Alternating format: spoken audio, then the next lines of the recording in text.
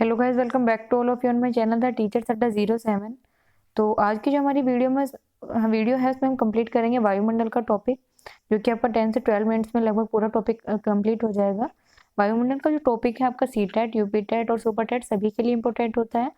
तो इस टॉपिक को अगर आप कवर करते हैं तो आपके लगभग 3 से 4 या 5 क्वेश्चन आपके एग्जाम के लिए कन्फर्म हो जाते हैं, अगर आप उसको डीपली स्टडी करते हैं ये पूरा टॉपिक तो। ठीक है, अगर आप कहीं से भी कुछ भी तैयारी अभी नहीं कर रहे हैं सी टेट की, आप डेली ये 5 से 10 मिनट्स की वीडियोस भी अगर देखते हैं तो आप जो अपना सी टेट का एग्जाम है उसे इजीली क्वालिफाई कर पाएंगे। डेली आपके लिए क्वेश्चंस की भी वीडियो आ रही है, daily dose for C TET की जो हमने सीरीज स्टार्ट की हुई है उसमें आपके सीडीपी के हों या इन्वायरमेंट के हों या हिंदी के भी आपके इंपॉर्टेंट क्वेश्चन आ चुके हैं और लगभग 20 क्वेश्चन डिस्कस किए हुए हैं हमने वीडियोज़ में। तो आप अगर वो वीडियोज़ भी देखते हैं तो आपके लिए बहुत ज़्यादा यूज़फुल होंगी वो वीडियोज़। आज की वीडियोस में हम वायुमंडल का पूरा टॉपिक कंप्लीट करेंगे। तो स्टार्ट करते हैं अपनी आज की वीडियो। स्टार्ट करने से पहले प्लीज सब्सक्राइब कीजिए हमारा चैनल द टीचर्स अड्डा 07, और अगर वीडियो पसंद आती है तो उसे लाइक कीजिए, वीडियो को शेयर कीजिए, चैनल को सब्सक्राइब कीजिए और वीडियोस पर कमेंट भी कीजिए। तो स्टार्ट करते हैं अपना टॉपिक जो कि हमारा वायुमंडल। तो वायुमंडल क्या है ये देखते हैं, चलिए। वायुमंडल की ऊपरी परत के अध्ययन को हम बोलते हैं एरोलॉजी और निचली परत के अध्ययन को बोलते हैं हम मेट्रोलॉजी। ठीक है, ये क्वेश्चन आपका सीटेट में आया हुआ भी है कि वायुमंडल की निचली परत के अध्ययन को हम क्या बोलते हैं। तो आप ध्यान रखिए, ऊपर वाली परत को बोलते हैं एरोलॉजी और नीचे वाली परत को हम बोलते हैं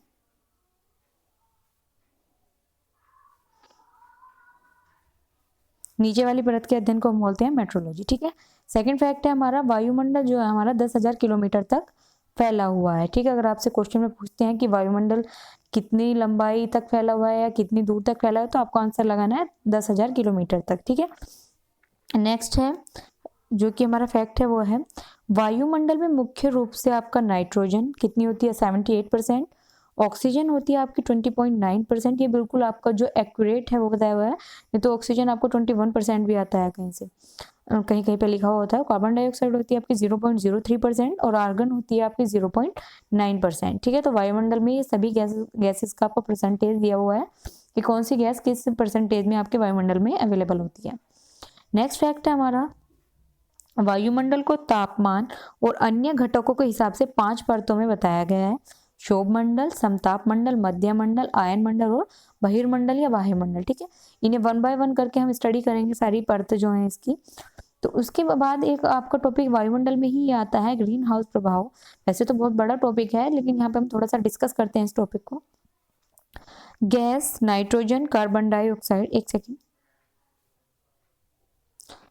नाइट्रोजन, कार्बन डाइऑक्साइड, ऑक्सीजन, जलवाष्प, मीथेन, ये आपकी ग्रीन हाउस गैसेज होती हैं। आप ध्यान से देखिए कौन कौन सी आपकी, नाइट्रोजन, कार्बन डाइऑक्साइड, ऑक्सीजन और जलवाष्प हो गई आपकी, और होता है ये होती है एक आपकी CH4। तो ग्रीन हाउस गैसेज कौन कौन सी होती हैं अगर आपसे क्वेश्चन में पूछ लेता है तो ये आपको इनमें से अगर आपको याद होती है तो आपको लगाने में कोई दिक्कत नहीं होगी।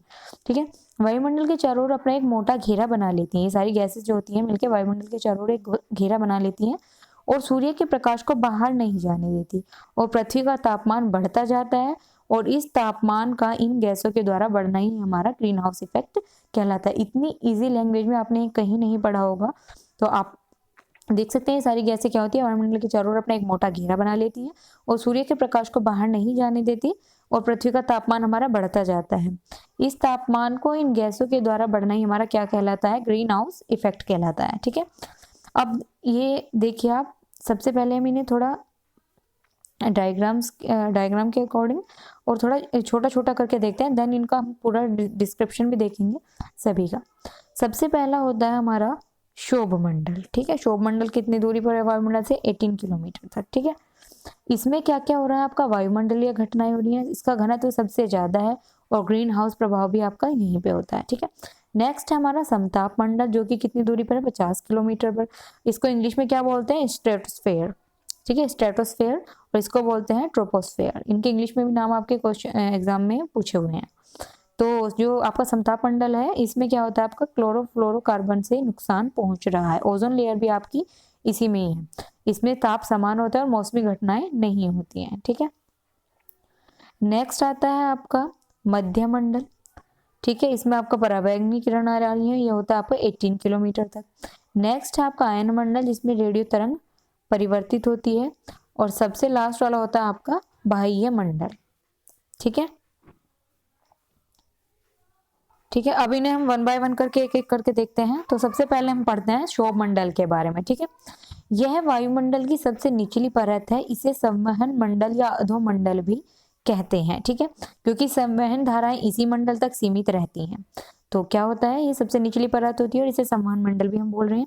सभी मौसमी घटनाएं जो होती हैं, जैसे बादल, वर्षा, आंधी इत्यादि, सभी हमारी कहाँ होती हैं, इसी मंडल में होती हैं।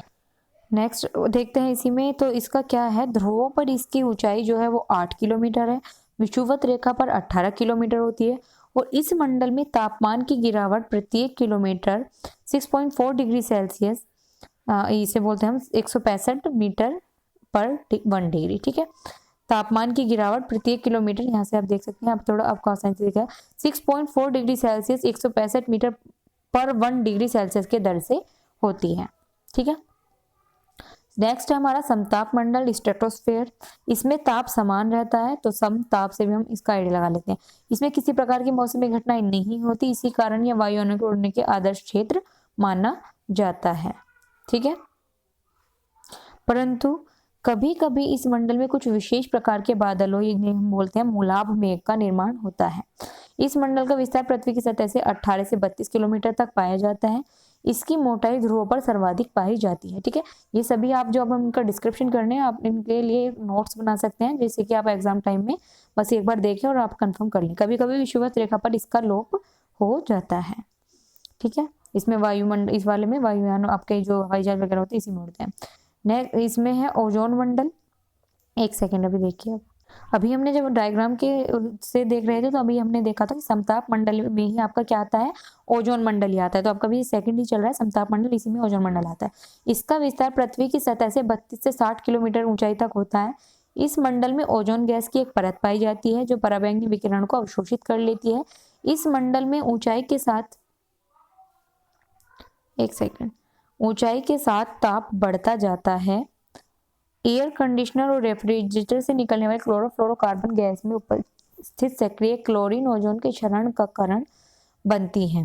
ठीक है, एयर कंडीशनर और रेफ्रिजरेटर से निकलने वाली जो ये गैस है में उपस्थित, जिसके कारण बनती है। ओजोन परत की मोटाई को नापने के लिए हम किस चीज का, एक सेकेंड, यहाँ पे आपका थोड़ा मिसप्रिंट है। तो ये नेक्स्ट है हमारा मध्य मंडल, जो कि ऊंचाई होती है 50 से 18 किलोमीटर तक। ठीक है, इसका विस्तार 50 से 55 किलोमीटर से 80 किलोमीटर तक होता है।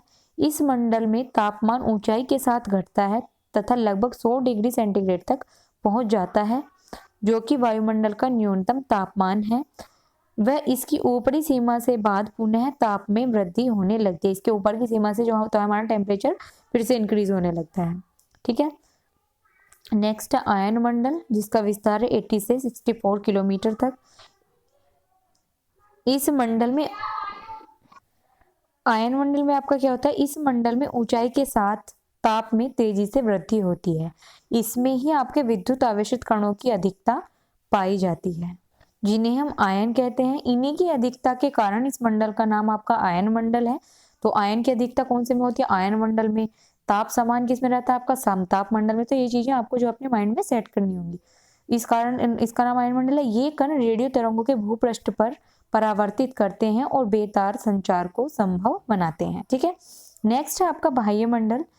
पृथ्वी की सतह से 640 किलोमीटर की ऊंचाई के बाद का मंडल बाह्य मंडल या बहिर्मंडल कहलाता है। इसमें हाइड्रोजन और हीलियम की प्रधानता होती है। ठीक है, इस मंडल की ऊपरी सीमा सुनिश्चित नहीं है। ठीक है, ये भी आपका इंपॉर्टेंट फैक्ट है। अगर आपसे कोई पूछता है कि बाह्य मंडल की ऊपरी सीमा क्या है, तो आपको बताना है कि इस मंडल की ऊपरी सीमा भी सुनिश्चित नहीं है। इस मंडल में औरोरा बोरस और औरोरा ऑस्ट्रेलिस घटनाएं भी होती हैं। ठीक है, तो वन बाय वन करके हमने एक एक करके सारे मंडल को डिस्कस किया है, जो कि आप पहले हमने छोटे छोटे डायग्राम्स के में ही डिस्कस किया था, देन उसके बाद डिस्क्रिप्शन में डिस्कस किया है। तो और उससे पहले वायुमंडल में क्या होता है, कौन सी गैस कितनी होती है, सभी कुछ डिस्कस किया है हमने। तो वायुमंडल का आपका जो पूरा टॉपिक है आज की इस वीडियो में आपका कंप्लीट होता है। आपके जितने भी क्वेश्चन है, अगर आपके इस वीडियो से नहीं लगते हैं तो ऐसा नहीं हो सकता, सभी क्वेश्चन आपके इसी वीडियोस में से लग जाएंगे। ठीक है, अगर आपको वीडियो पसंद आती है तो प्लीज लाइक कीजिए, शेयर कीजिए, चैनल को सब्सक्राइब कीजिए। Thanks for watching.